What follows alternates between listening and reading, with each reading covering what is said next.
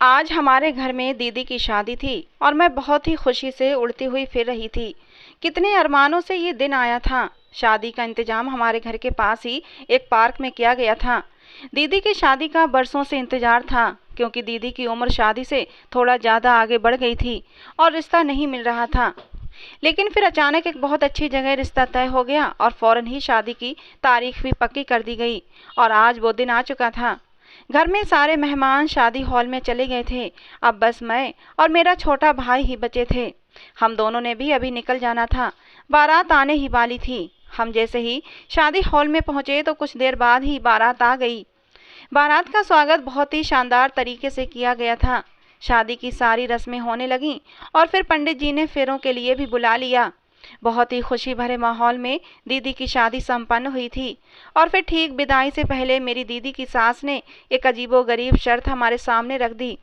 ऐसी शर्त जिसे सुनकर हम सब लोग हैरान रह गए थे और उनकी जिद थी कि इस शर्त को हर हाल में पूरा किया जाए। हम सब लोग एक दूसरे का मुंह देखते रह गए थे। मेहमान भी आपस में कानाफूसी करने लगे थे। ऐसा तो न कभी पहले सुना था न देखा था। मेरा नाम कनिका है और मेरी दीदी का नाम सिमरन है। मेरी उम्र 24 साल हो चुकी है, लेकिन दीदी मुझसे 4 साल बड़ी हैं। दीदी की उम्र 28 साल हो चुकी है। इंटर के बाद ही दीदी ने पढ़ाई छोड़ दी थी, क्योंकि उन्हें पढ़ाई का कोई ज़्यादा शौक नहीं था। वो कुकिंग में और बेकिंग में किस्मत आजमाना चाहती थीं। वो अपना एक छोटा सा होम सेटअप बनाना चाहती थीं, जिससे वो बिजनेस कर सकें। हम सब ने दीदी को सपोर्ट भी किया था और हम भी यही चाहते थे कि अगर दीदी का रुझान इस तरफ है तो ज़रूर उन्हें ये काम करना चाहिए। सो दीदी ने घर पर ही कुकिंग और बेकिंग का छोटा सा सेटअप बना लिया था और लोगों को होम डिलीवरी भी करने लगी थीं। पापा दीदी के इस बिजनेस में उनके साथ साथ थे और दीदी को पूरी तरह सपोर्ट कर रहे थे। पापा डिलीवरी दे आते और दीदी ऑर्डर के अनुसार खाना तैयार कर देती थीं। हमारा अच्छा सिस्टम चल रहा था कि पापा की वैसे भी एक अच्छी कंपनी में नौकरी थी, उनकी तनख्वाह भी अच्छी थी, इसलिए हमें रुपयों पैसों की कोई तंगी नहीं थी। जैसे ही दीदी का बिजनेस थोड़ा फैला तो अब पापा ने एक राइडर रख लिया था, जो हर ऑर्डर के हिसाब से पेमेंट लेता और खाना दे आता। मैं अभी इंटर में ही पढ़ रही थी जब दीदी ने ये बिजनेस शुरू किया था। मुझे पढ़ने का बहुत शौक था और मैं मास्टर्स करके किसी अच्छे कॉलेज में लेक्चरशिप करना चाहती थी। उन्हीं दिनों घर में मम्मी पापा ने दीदी के रिश्ते के लिए बात करना शुरू कर दी। हालांकि दीदी ने कहा भी था कि अब मेरा बिजनेस चलने लगा है, मुझे कुछ समय और दें ताकि मैं अच्छे से सेटल हो जाऊं। लेकिन मम्मी पापा ने कहा कि शादी के लिए यही सही समय है, बाकी अपना शौक बाद में पूरे करते रहना। मम्मी पापा की जिद पर दीदी ने भी अपनी रजामंदी दे दी और फिर जोर शोर से दीदी का रिश्ता देखना शुरू कर दिया गया। हर एक को दीदी के रिश्ते के लिए कहा गया, लेकिन ना जाने क्या बात थी, देखने में दीदी प्यारी भी थीं और वो पहनने ओढ़ने का सलीका भी उन्हें आता था। पढ़ी लिखी भी थीं और हुनरमंद भी थीं। लेकिन फिर भी दीदी का रिश्ता कहीं पर भी तय नहीं हो पा रहा था। किसी न किसी वजह से बात बनते बनते रह जाती थी। जब हमें लगता कि ये रिश्ता बिल्कुल पक्का हो जाएगा, तभी किसी न किसी वजह से बात रह जाती और हम देखते ही रह जाते। 4 साल मम्मी पापा रिश्ता देखते रहे। कभी कोई किसी वजह से रिजेक्ट कर जाता और कभी कोई रिश्ता मम्मी पापा को ही पसंद नहीं आता। दीदी अब चिड़चिड़ी हो गई थीं और इस सब सूरत हाल से घर में अजीब सी टेंशन बनी हुई थी। दीदी अपने आप को मुजरिम सा समझने लगती और अब तो उन्होंने साफ कह दिया था कि मेरा रिश्ता देखने की कोई ज़रूरत नहीं है, बल्कि अब आप लोग कनिका का रिश्ता देखें, मुझे शादी ही नहीं करनी है। दीदी ने दो टूक अंदाज में कह दिया। मम्मी पापा दीदी का दुख समझते थे। रिजेक्ट होना और बार बार होना बहुत बड़ी तकलीफ होती है और दीदी इस तकलीफ से कई बार गुजर चुकी थीं। लेकिन मम्मी पापा ये बात स्वीकार करने को तैयार ही नहीं थे, इसीलिए वो लगातार अपनी कोशिशों में लगे हुए थे। लेकिन ये रोज रोज का रिजेक्ट होना दीदी को ना जाने किस दिमागी तकलीफ से दो चार कर रहा था। हमें तो इस बात का अंदाजा ही नहीं था कि दीदी किस जज्बाती तोड़फोड़ का शिकार हुई हैं। इसका अंदाजा तो हमें उस दिन हुआ जब दीदी ने बहुत ही खतरनाक कदम उठा लिया। हुआ कुछ यूँ था कि आज भी दीदी के रिश्ते के लिए कुछ लोग आए थे। देखने में तो वो फैमिली बहुत अच्छी लग रही थी। मम्मी पापा के साथ इधर उधर की बातें चल रही थीं कि अचानक उन आंटी ने कहा कि अपनी बेटी को तो बुलाएं। मम्मी कहने लगी, जी ज़रूर, मैं अभी बुलाती हूँ। मम्मी ने दीदी को अंदर आने को कहा तो दीदी अपने सादा से अंदाज में जाकर सोफे पर बैठ गईं। तो लड़के की माँ कहने लगी, लड़की तो अच्छी है आपकी, लेकिन उम्र काफ़ी लगती है। दीदी ने ये बात सुनकर मम्मी की तरफ देखा, लेकिन मम्मी ने इशारे से उसे चुप रहने को कहा और दीदी की जगह खुद जवाब दिया। कहने लगी, नहीं, अभी तो सिर्फ 26 की हुई है। लेकिन आंटी मानने को तैयार नहीं थी, शायद इसलिए भी कि दीदी का शरीर पहले से कुछ भरा भरा सा हो गया था। उनका कहना था कि आपकी लड़की कम से कम 32 साल की तो जरूर लगती है। मम्मी पापा चुप होकर बैठे रहे। फिर वो आंटी कहने लगी, आप लोग दहेज में क्या क्या देंगे? इतनी बात सुनना थी कि दीदी एक झटके से उठकर कमरे से बाहर चली गईं। आंटी ने इसको बदतमीजी समझा और उसी वक्त उठकर खड़ी हुई और कहने लगी, एक तो लड़की इतनी ज़्यादा उम्र की है, ऊपर से नखरा तो देखो कितना ज़्यादा है। हमें नहीं करना ऐसी लड़की से शादी, हमें नहीं करना ऐसी लड़की से शादी। मेरे बेटे के लिए और भी बहुत सारे रिश्ते हैं और इससे कम उम्र और खूबसूरत और ज़्यादा दहेज वाली लड़कियों के रिश्ते तैयार हैं। वो आंटी मम्मी पापा को जैसे धमकाते हुए चली गईं। उनके जाने के बाद मम्मी भी रोने लगीं, क्योंकि किसी ऐसी सूरत हाल का पहले कभी सामना नहीं हुआ था। लेकिन आज तो हद ही हो गई थी। दीदी भी अलग अपने कमरे में बंद हो गई थीं और मम्मी पापा अलग परेशान से बैठे हुए थे। घर का माहौल बहुत अजीब सा हो गया था। लेकिन मैं सबको नॉर्मल करने के लिए इधर उधर की बातें करती फिर रही थी। मैंने जल्दी से रात का खाना बनाया और सबको टेबल पर आने को कहा। मम्मी पापा तो कुछ देर बाद ही टेबल पर आ गए। मैंने दीदी को भी आवाज़ दी और बाहर आने को कहा, लेकिन दीदी ने दरवाज़ा नहीं खोला। मैंने 2-3 बार दरवाज़ा खटखटाया, लेकिन अंदर से कोई जवाब नहीं आया। मैंने परेशानी से पापा की तरफ देखा तो वो भी नज़र चुरा गए। मजबूरन हम लोग ही खाना खाने के लिए बैठ गए। हमारा ख्याल था कि दीदी कमरा बंद करके रो रही होंगी, लेकिन अब तो इस बात को 4 घंटे गुजर चुके थे और दीदी ने अभी तक दरवाज़ा नहीं खोला था। खाने के बाद मैंने दोबारा दीदी के कमरे का दरवाज़ा खटखटाया और ज़ोर ज़ोर से आवाज़ भी दी, लेकिन दीदी ने इस बार भी कोई जवाब नहीं दिया। अब मुझे कुछ चिंता होने लगी थी, इसीलिए मैंने पापा से कहा कि मुझे कुछ ठीक नहीं लग रहा, आप कैसे भी करके इस दरवाजे को खोलें। मुझे बहुत टेंशन हो रही है दीदी की। इस बार तो पापा भी घबरा गए थे, क्योंकि दीदी ने पहले कभी ऐसा नहीं किया था। इसलिए पापा ने और छोटे भाई ने मिलकर दरवाज़ा तोड़ दिया। लेकिन दरवाज़ा टूटते ही जो सामने का मंजर देखा, उसने हमारे पैरों तले से ज़मीन सरका दी थी। दीदी सामने ही अपने बिस्तर पर औंधे मुँह गिरी हुई थीं। मैं एकदम आगे बढ़ी और दीदी को सीधा किया। दीदी बिल्कुल बेदम थीं और उनके मुँह से हल्का सा झाग भी निकल रहा था। हम बहुत घबरा गए। मैंने परेशान होकर दीदी की नब्ज चेक की, जो बहुत हल्की हल्की चल रही थी। मैंने पापा से कहा कि पापा, दीदी को क्या हो गया है, जल्दी से दीदी को अस्पताल लेकर चलते हैं। मम्मी पापा के तो जैसे हाथ पैर ही फूल गए थे। जवान बेटी को इस हालत में देखना बहुत ही हौसले का काम था। हम सभी उसी समय दीदी को लेकर अस्पताल भागे। वहाँ पर इमरजेंसी में उनका ट्रीटमेंट किया गया। डॉक्टर के अनुसार अगर कुछ देर और गुजर जाती तो शायद दीदी का बचना नामुमकिन होता। अब भी वो पुलिस केस बना रहे थे, लेकिन पापा ने उनकी बहुत विनती की कि हमारी लड़की बदनाम हो जाएगी। डॉक्टर ने भी मेरे पापा की मजबूरी को समझते हुए पुलिस को कॉल नहीं की। दीदी को सारी रात अस्पताल में ही रखा गया। सुबह तक उनकी तबीयत काफ़ी बेहतर हो गई थी। होश में आने के बाद दीदी ने किसी से कोई बात नहीं की, बस बेआवाज़ आंसुओं के साथ रोती रहीं। मैंने भी दीदी को कुछ नहीं कहा, क्योंकि मैं उनके अंदर का दुख जानती थी। बार बार किसी लड़की के लिए रिजेक्ट होना, जबकि उसमें कोई कमी भी ना हो, तो एक बहुत बड़ी तकलीफ होती है और मैं दीदी के इस दुख को समझ सकती थी। सुबह डॉक्टर के विजिट के बाद हम दीदी को घर ले आए। दीदी ने नींद की गोलियां क्या खाई। हमारे घर में तो जैसे मौत का सा सन्नाटा छा गया था। पापा खुद को मुजरिम समझने लगे थे कि उनकी वजह से उनकी औलाद आज दुख में है, और मैं कभी मम्मी पापा की हिम्मत बढ़ाती तो कभी दीदी को हौसला देती। दीदी को इस सूरत हाल से निकलने में 2 से 3 दिन लग गए थे। तब तक हम लोग भी नॉर्मल रूटीन की तरफ वापस आ गए थे। लेकिन अब कभी कभी मैं दीदी को समझाती रहती कि अगर तुम्हें कुछ हो जाता तो मम्मी पापा क्या करते। उनकी ज़िंदगी में पहले क्या कम परेशानियां थीं जो अब तुम उनको और परेशान कर रही थीं और उन्हें औलाद का दुख दे रही थीं। मैंने दीदी को बहुत समझाया और वो शर्मिंदगी से सर झुकाए बैठी रहीं, कुछ भी ना कहती। इस हादसे के बाद दीदी काफ़ी खामोश खामोश सी रहने लगी थीं। उन्होंने एक चीज़ नहीं छोड़ी थी और वो था उनका काम। वो अपने काम के मामले में बहुत ईमानदार थीं और वक्त पर उसे पूरा करती थीं।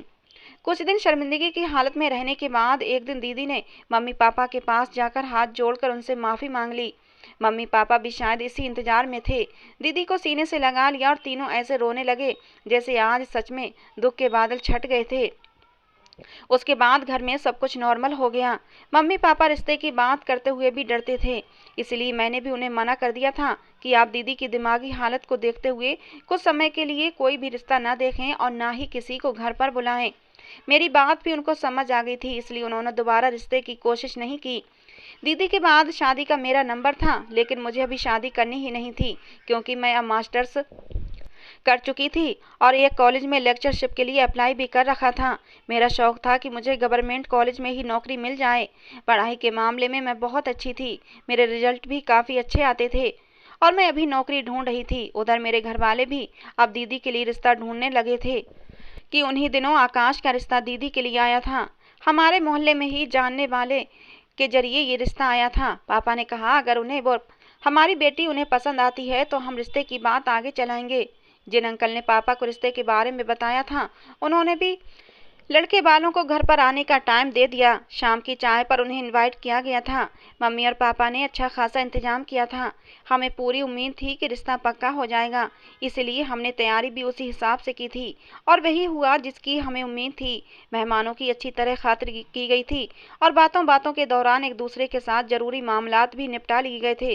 दीदी भी डरते डरते सामने आई थी, क्योंकि उन्हें डर था शायद आज भी उन्हें रिजेक्ट कर दिया जाएगा। लेकिन दीदी के बैठने के थोड़ी देर बाद ही उन्होंने दीदी के सामने ही रिश्ते के लिए हाँ कर दी और दीदी के हाथ पर शगुन के तौर पर कुछ पैसे भी रख दिए। मम्मी पापा का तो मुंह खुला का खुला रह गया था, क्योंकि उन्हें उम्मीद नहीं थी कितनी जल्दी ये रिश्ता तय हो जाएगा। इसीलिए उन्होंने भी उस वक्त कोई ऐतराज नहीं किया। दीदी शर्माकर अंदर चली गईं और आकाश के साथ दीदी का रिश्ता पक्का हो गया। मैं खुद भी दीदी के लिए बहुत खुश थी। आखिरकार उनके सब्र का फल उन्हें मिलने वाला था। एक पढ़ा लिखा अच्छा डॉक्टर उनका जीवन साथी बनने वाला था। वहीं पर बैठे बैठे लड़के वालों ने मम्मी पापा को भी अपने घर पर इनवाइट कर लिया। 3 दिन के बाद मम्मी पापा को लड़के वालों की तरफ जाना था। हमने भी अपनी तरफ से खूब बढ़ चढ़कर तैयारी की थी और 3 दिन के बाद मम्मी पापा आकाश के घर चले गए। लड़के का घर बार बहुत अच्छा था और ऐशो आराम की हर चीज घर में मौजूद थी। मैं और मम्मी पापा बार बार घर को देखकर खुश हो रहे थे। लड़का भी बहुत ही सभ्य, संस्कारी और मोहब्बत वाला था। सब कुछ ठीक था, सब कुछ अच्छा लग रहा था। वहीं बैठे बैठे आकाश की मां ने कहा, बहन जी मैं आपसे कोई ज़रूरी बात करना चाहती हूँ, उम्मीद है आप मेरी बात को समझेंगी। उन्होंने मेरी माँ से कहा तो मेरी माँ कहने लगी, जी ज़रूर कहिए क्या बात है। तो आकाश की माँ कहने लगी, दरअसल मैं बीमार रहती हूँ, शुगर और ब्लड प्रेशर की पेशेंट हूँ। कब तबीयत ख़राब हो जाए कुछ पता नहीं चलता। इसीलिए मैं चाहती हूँ कि आकाश की दुल्हन को घर ले आऊँ और उसका बसता हुआ घर देखकर मैं सुकून से मर सकूँ। मेरी बस आपसे यही विनती है कि हमें जल्द से जल्द शादी की तारीख दे दें। आकाश की मां ने कहा तो मम्मी पापा की तरफ देखने लगीं, क्योंकि मम्मी ये फैसला अकेले नहीं ले सकती थीं, इसीलिए उन्होंने पापा की राय जाननी चाहिए। पापा भी कुछ सोच विचार करके कहने लगे, ठीक है जैसी आपकी मर्जी, हमें भी इस बात पर कोई ऐतराज नहीं, बस हमें तैयारी करने का थोड़ा सा समय दीजिएगा कि हम अपनी बच्ची को अच्छे से इज्जत के साथ विदा कर सकें। पापा ने बात पूरी की तो आकाश की माँ कहने लगी, भाई साहब आप चिंता बिल्कुल मत करें, हमें दहेज बिल्कुल नहीं चाहिए। आप बस 2 कपड़ों में अपनी बेटी को विदा कर दें, हमारे लिए बहुत बड़ी बात है। आपने अपनी बच्ची हमें दे दी तो समझो सब कुछ दे दिया। आंटी ने बड़ी मोहब्बत से ये बात कही तो पापा कहने लगे, ये तो आपकी मोहब्बत और आपका बड़ापन है बहन जी, लेकिन हम ऐसे ही अपनी बच्ची को बिल्कुल खाली हाथ भी विदा नहीं कर सकते। दुनिया का दस्तूर है, समाज क्या कहेगा, इसीलिए जो उसके नसीब में होगा उसे मिलकर रहेगा। यूं बातों बातों में ही 1 महीने बाद ही शादी की तारीख भी पक्की हो गई। मम्मी पापा बहुत खुश थे। हमारे घर की पहली शादी थी और मेरी अपनी खुशी भी देखने लायक थी। मैं हर तैयारी में बढ़ चढ़कर हिस्सा ले रही थी और एक से बढ़कर एक कपड़े खरीद रही थी। दीदी के लिए भी मैंने ढेर सारी शॉपिंग की थी। उन्हीं दिनों एक खुशी मेरे और इंतजार में थी कि मुझे गवर्नमेंट कॉलेज में लेक्चरशिप की जॉब मिल गई थी और 1-2 दिन बाद मुझे कॉलेज ज्वाइन करना था। मेरी कामयाबी देखकर सब बहुत खुश हुए थे। सारे मोहल्ले में मिठाई बांटी गई थी। मैं भी बहुत खुश थी।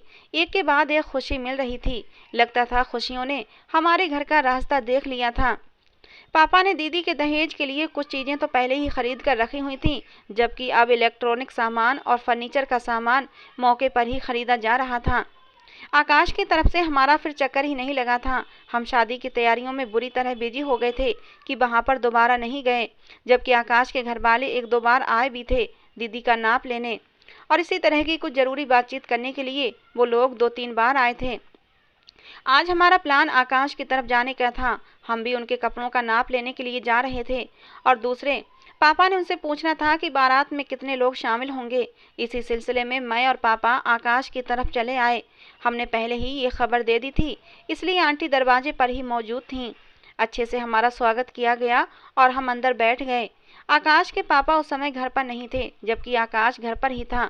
आकाश से उसका नाप लिया और पापा ने आंटी से पूछा कितने लोग बारात में शामिल होंगे। आंटी ने साफ कह दिया, हमारी तरफ से सिर्फ 15-20 लोग ही बारात में आएंगे। इसकी वजह यह है कि हम आप पर ज़्यादा भार नहीं डालना चाहते। हाँ, जब हमारी तरफ मुंह दिखाई की रस्म होगी तो हम ये रस्म खूब धूमधाम से करेंगे और शहर के सबसे बड़े होटल में करेंगे। हालांकि पापा ने उनको कहा भी कि आप जितने लोग लेकर आना चाहें लेकर आ सकते हैं, हमें कोई ऐतराज़ नहीं। लेकिन आंटी ने साफ साफ मना कर दिया और फिर पापा भी उनकी खुशी पर राजी हो गए। मुझे आंटी की ये बात अच्छी नहीं लगी थी, क्योंकि मुझे ऐसा लगा जैसे उन्होंने बड़े गुरूर भरे अंदाज में हमें मना किया हो, वरना हम इतने गिरे पड़े भी नहीं थे कि 100-150 लोगों की खातिरदारी ना कर सकें। मैंने रास्ते में पापा से कहा भी कि मुझे आंटी की बात अच्छी नहीं लगी, उन्हें हमारी खुशी भी देखना चाहिए थी। लेकिन पापा कहने लगे, उनकी बात भी ठीक है बेटा, बेटी वालों पर ज़्यादा बोझ डालना ठीक नहीं, इसीलिए उन्होंने मना कर दिया होगा। अब तुम ये बात घर जाकर अपनी दीदी या अपनी माँ को मत बताना, उन्हें भी बुरा लगेगा। फिर मैं भी चुप हो गई, लेकिन मेरे दिल में गांठ सी पड़ गई थी। उसके बाद शादी के दिन पर लगाकर उड़ गए और फिर शादी का दिन भी आ गया। दुल्हन बनी दीदी बहुत ही खूबसूरत लग रही थीं। लेमन कलर के लहंगे में दुल्हन बनी दीदी ऐसी लग रही थीं जैसे आसमान से उतरी कोई परी हो। मैंने दीदी को हमेशा सादा से हुलिये में देखा था, लेकिन आज इस तरह सजे बने देखकर मैं हैरान रह गई थी। दीदी तो सचमुच में कोई परी ही लग रही थीं। मैंने फौरन दीदी की नज़र उतारी और मम्मी पापा भी दीदी को देखकर मुस्कुरा रहे थे, लेकिन उनकी आंखों में नमी भी थी। दीदी से जुदाई का ख्याल उन लोगों को ठीक से खुश भी नहीं होने दे रहा था। बारात आ चुकी थी, शादी की रस्में अच्छे तरीके से हो चुकी थीं, लेकिन अचानक ही एक ऐसी बात हो गई जिसने सब लोगों को हिलाकर रख दिया। आकाश की माँ ने मम्मी से कहा कि उनके यहाँ रिवाज है कि जब भी दुल्हन को विदा करवा कर ले जाते हैं तो घर ले जाने से पहले उसे अस्पताल लेकर जाते हैं और उसके बाद ही घर ले जाते हैं। मम्मी ने ये बात सुनी तो हैरान हुई और कहने लगी, ऐसा तो पहले कभी नहीं देखा और ना ही सुना, ये कैसा अजीब सा रिवाज है। मम्मी ने जरा गुस्से से कहा, लेकिन आंटी भी जिद पर आ गईं कि ये उनके घर का रिवाज है और ये बरसों से उनके खानदान में चला आ रहा है और वो अपने रिवाज को ख़त्म नहीं कर सकती। आंटी ने भी जिद्दी शब्दों में कहा, लेकिन मम्मी कहने लगी, हम ऐसा कैसे कर सकते हैं? एक दुल्हन बनी लड़की को विदा करवा के घर ले जाने की बजाय उसे अस्पताल लेकर जाएं, ये कैसा रिवाज है? आखिर इसकी क्या तुक बनती है? आंटी कहने लगी, हमारे यहाँ यही रिवाज है और आपको ये बात माननी पड़ेगी। हमने आज तक अपनी कोई बात आपसे ज़बरदस्ती नहीं मनवाई है, ना ही आपसे कोई डिमांड रखी है, लेकिन अब ये बात तो आपको मानना ही पड़ेगी। आंटी की बात सुनकर मम्मी चुप हो गईं। बात बढ़ते बढ़ते मर्दों तक पहुंच गई। लड़के की तरफ के मर्द इस हक में थे कि जो उनकी तरफ का रिवाज है उसे माना जाए। वो सब यही कह रहे थे कि हमारे घर के रिवाज के मुताबिक लड़की पहले हमारे अस्पताल जाएगी, उसके बाद ही वो घर जाएगी। लेकिन मम्मी पापा इस हक में बिल्कुल नहीं थे। वो कह रहे थे कि अभी आप विदा करवा कर घर ले जाएं, बाद में भले ही उसे अस्पताल लेकर चले जाएं। लेकिन वो लोग किसी भी तरह राजी नहीं हो रहे थे और फिर आखिर में फैसला लड़के वालों के हक में ही हुआ, क्योंकि मम्मी पापा को डर था कि कहीं इस मामूली सी बात को बहाना बनाकर वो शादी को तोड़ ना दें। हालांकि उनका दिल किसी भी तौर इस बात के लिए नहीं मान रहा था, लेकिन उनकी मजबूरी थी कि लड़के वालों की बात मान ली। और फिर दीदी की विदाई कर दी गई। दीदी को कार में बिठाया गया। अंकल और आंटी और आकाश बारात के दूसरे लोगों के साथ ही चले गए। मम्मी पापा भी पीछे पीछे दीदी के अस्पताल चले गए। हमें कुछ बेचैनी सी होने लगी थी। दीदी को इस तरह अकेले अस्पताल भेजने में डर भी लग रहा था। दीदी को सब लोग ऑपरेशन थिएटर में लेकर चले गए। कुछ देर बाद हमने देखा कि लड़के के घर वालों के सारे मर्द डॉक्टरी कपड़ों में थे और वो सभी ऑपरेशन थिएटर में चले गए। मम्मी और मैं हैरान परेशान बैठे हुए थे। हमसे इंतजार नहीं हुआ, लेकिन मजबूरी थी, हमें यहीं बैठना था। लेकिन कुछ देर ही गुजरी थी तो मुझे सब्र न हुआ और मैंने ऑपरेशन थिएटर का दरवाज़ा खोला और अंदर चली गई। मेरे पीछे पीछे मम्मी और पापा भी आ गए, लेकिन अंदर आकर तो मेरे पैरों तले से ज़मीन ही खिसक गई। ऑपरेशन थिएटर खाली था, वहाँ पर कोई भी न था। मैं और मम्मी पापा हैरानों परेशान रह गए। मैं भागकर बाहर आई, वहाँ पर मौजूद स्टाफ से पूछा, लेकिन किसी को भी इस बारे में कुछ मालूम न था। हमने खुद उन सबको ऑपरेशन थिएटर जाते देखा था, लेकिन उन्हें बाहर निकलते हुए नहीं देखा। मैंने सारा अस्पताल छान मारा, एक एक स्टाफ से पूछ लिया, लेकिन किसी को कुछ पता नहीं था। हम बहुत परेशान हो चुके थे। मम्मी ने तो रोना शुरू कर दिया। आखिर ये क्या मामला था, कुछ समझ नहीं आ रहा था। रो रो कर मेरी माँ का बीपी हाई हो गया, उनकी तबीयत खराब हो गई और मम्मी को वहीं अस्पताल में एडमिट करवाया गया। मैं और पापा सड़क पर निकलकर खड़े हुए, लेकिन ना तो दीदी का कहीं पता चल रहा था, ना ही आकाश का और उसके घर वालों का। हम जल्दी से उनके घर भी गए, लेकिन वहाँ पर भी ताला पड़ा हुआ था। साथ वालों से पूछने पर पता चला कि उन्होंने तो 1 हफ्ते पहले ही ये घर खाली कर दिया था।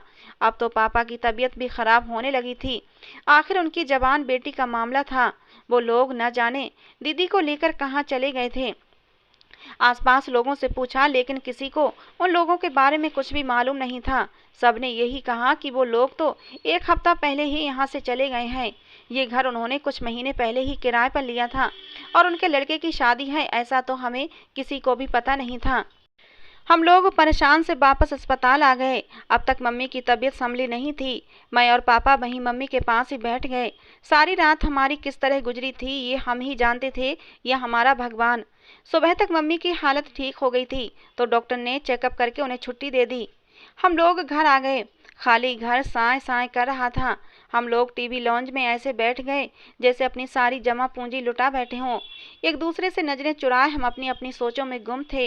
दीदी के बारे में अभी तक कुछ पता नहीं चला था और एक एक पल हमारे ऊपर भारी पड़ रहा था। बेशक हमने उसकी शादी करके उसे विदा कर दिया था, लेकिन जिस तरह से वो गायब हुई थी, इस बात ने हमें परेशान कर दिया था। और वो लोग कैसे 1 हफ्ता पहले ही घर छोड़ बैठे थे, न जाने कहाँ पर रह रहे थे और दीदी को लेकर कहाँ गए थे। आखिर उनका मकसद क्या था, ये सोच सोच कर ही हमारी रूह कांप रही थी। अचानक मेरे दिल में ख्याल आया। मैंने पापा से कहा, पापा पुलिस में रिपोर्ट कर दें, ये न हो कि दीदी को कोई बड़ा नुकसान हो जाए। मैंने कहा तो पापा कहने लगे, इस तरह तो हमारी बदनामी हो जाएगी। पहले ही उसकी बारात में जो कुछ हुआ, लोगों ने कितनी बातें बनाई थीं, और फिर अगर मैं पुलिस में रिपोर्ट करूंगा तो जगह जगह हमारे चर्चे होने लगेंगे। लेकिन मैंने कहा, पापा हमें दीदी के बारे में भी तो सोचना होगा। अगर हम बदनामी को लेकर बैठे रहे तो ऐसा ना हो कि कहीं दीदी की जान को ही खतरा हो जाए। पापा चुप हो गए। मम्मी भी रोते हुए कहने लगी, कनिका बिल्कुल ठीक कह रही है, आप पुलिस में रिपोर्ट करवा दें। कहीं से भी मेरी बच्ची मुझे वापस ला कर दें। न जाने वो किस हाल में होगी, वो जालिम लोग कौन है, न जाने मेरी बच्ची को कहाँ ले गए हैं। मम्मी ने रोते हुए कहा तो पापा झटके से उठकर अंदर चले गए। मुझे खुद भी इस बात का एहसास था कि अगर हम दोनों परेशान थे तो पापा भी हमसे ज़्यादा परेशान थे। समय तेजी से गुजर रहा था, लेकिन हमारे लिए तो एक एक पल सदियों बराबर भारी था। हमारी नींद उड़ चुकी थी। मैंने पापा से बहुत कहा कि पुलिस में रिपोर्ट कर दें, लेकिन पापा ने यही कहा कि आज की रात देख लेते हैं, कल पुलिस में जाकर केस रिपोर्ट दर्ज करवा दूंगा। मैंने भी पापा की जिद के आगे खामोश हो गई। पापा को सोच कर ही कह रहे होंगे। मम्मी की तबीयत हर थोड़ी देर के बाद खराब हो रही थी। कभी उनका शुगर बढ़ जाता, कभी बीपी हाई हो जाता। मैं कभी मम्मी को देखती तो कभी पापा को। ये समय हमारे लिए बहुत मुश्किल था। सारी रात ऐसे ही गुजर चुकी थी और दीदी का अब तक कुछ पता नहीं था। अगले दिन की सुबह हमारे लिए बिल्कुल भी रोशन नहीं थी। पापा बेचैनी से अंदर बाहर हो रहे थे, जबकि मम्मी अपना बीपी हाई किए लेटी हुई थीं और मैं परेशान सी बैठी हुई थी। न जाने मेरी दीदी किस हाल में होंगी और कहाँ होंगी। सारा दिन इसी तरह गुजर गया और मैंने पापा से अब इस बात पर लड़ाई करना शुरू कर दी कि आप पुलिस में कंप्लेंट क्यों नहीं करवा रहे। ऐसे हाथ पर हाथ धरे बैठने से कुछ नहीं होगा। पापा भी अब मेरी बात से राजी लग रहे थे। अभी वो थाने जाने की तैयारी कर ही रहे थे कि इतने में दरवाजे पर दस्तक हुई। मैंने हैरानी से पापा की तरफ देखा। पता नहीं इस वक्त कौन आ गया। मैं दरवाजे की तरफ आई, लेकिन दरवाज़ा खोलते ही मुझे सामने दीदी का चेहरा नजर आया और मैं चीख मारते हुए उनसे लिपट गई। लेकिन दीदी इतनी ही देर में मेरे बाजुओं में बेहोश हो चुकी थीं। मैंने फौरन चिल्लाकर पापा और मम्मी को बुलाया। वो दोनों भी भागे आए। दीदी को देखकर दोनों भी हैरान हुए और उन्होंने पहले भगवान का धन्यवाद किया, लेकिन जब दीदी को बेहोश देखा तो परेशान हो गए। दीदी को उठाकर अंदर ले आए। उसके कुछ देर बाद दीदी को होश आ चुका था, लेकिन दीदी का रंग पीला पड़ चुका था। ऐसा लग रहा था जैसे वो बरसों की बीमार हों। होश में आते ही दीदी ने अपने पेट के दाहिने तरफ हाथ रखा हुआ था और उनके चेहरे पर तकलीफ के आसार थे। मैंने दीदी से पूछा, दीदी क्या हुआ है, क्या पेट में दर्द है? मेरे पूछने पर वो ना में सिर हिलाने लगीं और फिर उन्होंने अपने सूखे होंठों पर जबान फिराते हुए मुझसे पानी मांगा। मैंने जल्दी से पानी लाकर दिया और दीदी को पिलाने लगी, लेकिन दीदी से तो उठा भी नहीं जा रहा था, इसलिए लेटे लेटे ही वो पानी पीने लगीं। फिर दोबारा से बेदम होकर लेट गईं, जैसे उनके शरीर में जान ही ना हो। हम तीनों बहुत परेशान थे और इसी परेशानी में दीदी को देख रहे थे कि आखिर उन्हें हुआ क्या है। मैंने दीदी से कहा, दीदी कुछ तो बताओ, आखिर बात क्या है? दीदी ने फिर धीरे धीरे कहना शुरू किया। दीदी ने बताया, मुझे सब लोग अस्पताल ले गए तो सीधा ऑपरेशन थिएटर में ले गए थे। मैं ये देखकर बहुत डर गई थी और परेशानी से बार बार पूछ रही थी, आखिर मुझे यहाँ पर क्यों लेकर आए हो? लेकिन मेरी बात का कोई भी जवाब नहीं दे रहा था और मुझे इतने में आकाश और उनके घर वाले ऑपरेशन थिएटर में दिखाई दिए। उनमें से किसी एक ने मुझे कुछ सुंघा दिया और मैं बेहोश हो गई। उसके बाद मुझे कुछ होश न रहा। जाने वो किस तरह मुझे अस्पताल से निकाल कर ले गए, किस तरह मुझे खाली मकान में लाए, मुझे इस बारे में कुछ खबर नहीं।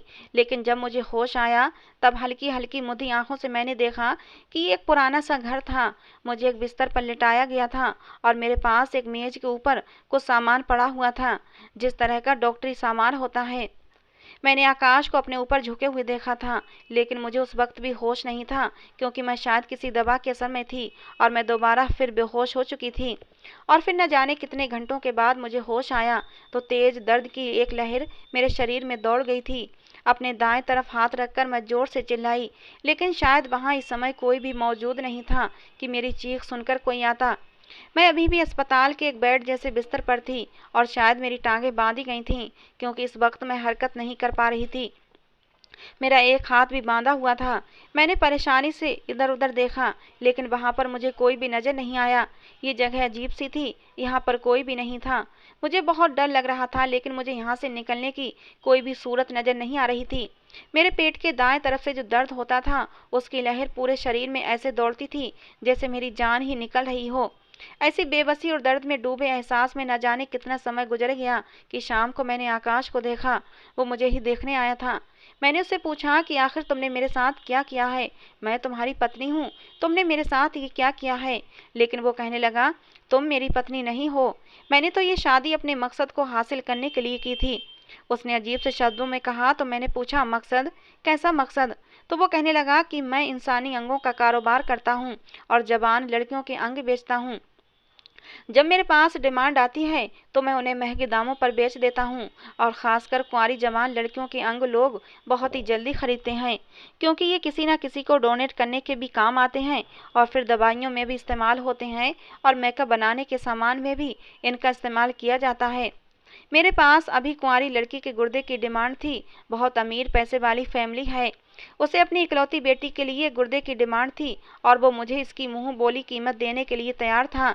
इसीलिए मैंने तुमसे शादी करने का नाटक किया और तुम्हारा एक गुर्दा निकाल कर मैं महंगे दामों पर बेच चुका हूँ। अब तुम तब तक मेरे पास हो जब तक मेरे पास दूसरे गुर्दे की डिमांड नहीं आ जाती। उसके बाद मैं तुम्हारा काम तमाम करके तुम्हें कहीं फेंक दूंगा और तुम्हारे घर वाले मुझ तक पहुँच भी नहीं सकेंगे। उसकी ये बातें सुनकर मैं डर के मारे कांप कर रह गई थी। कुछ देर बाद ही आकाश वहां से चला गया। मुझे सोचने का मौका मिल गया था। मैं यहाँ से भाग जाना चाहती थी। मैं इस तरह यहाँ पर रहकर मर नहीं सकती थी, इसीलिए मैंने आसपास नज़र घुमाकर भागने का सोचा, लेकिन मुझे तो रस्सियों से बांधा गया था। मेरे एक हाथ की रस्सी ढीली थी, शायद इसलिए कि मैं अपने करीब पड़ी कोई चीज़ उठा सकूं। इसलिए मैंने कोशिश करके कुछ ही दूर पड़ी एक कैंची उठाई। एक एक करके अपने हाथ पैरों की रस्सियां काटने लगी। कुछ देर की मेहनत और तकलीफ बर्दाश्त करने के बाद मैं रस्सियां काटने में कामयाब हो गई थी और फिर मैं वहां से भाग निकली। ये जगह शहर से दूर थी। मेरा एक गुर्दा भी अभी अभी ऑपरेशन करके निकाला गया था। घाव अभी कच्चा था। मुझे भागते हुए बहुत ही तकलीफ हो रही थी, लेकिन मैं किसी न किसी तरह सड़क किनारे पहुंच गई और वहां से लिफ्ट लेकर घर चली आई। दीदी ने अपनी दुख भरी दास्तान सुनाई तो हम सब अपनी जगह पत्थर के हो गए थे। कैसे जालिम लोग थे कि इतनी खतरनाक तरह से वो लड़कियों के साथ ऐसा खेल खेलते थे। इतना घिनौना खेल खेलते हुए उन्हें जरा भी शर्म नहीं आती थी। शुक्र है कि मेरी दीदी बच गईं। अभी सिर्फ एक ही गुर्दा गया था, वरना तो वो जाने दीदी के साथ और क्या करते। पापा उसी समय उठकर बाहर चले गए। मुझे मालूम हुआ कि वो कहाँ गए हैं। जो काम वो पहले नहीं कर रहे थे अब वो करने गए हैं। पापा ने पुलिस में कंप्लेंट करने गए थे।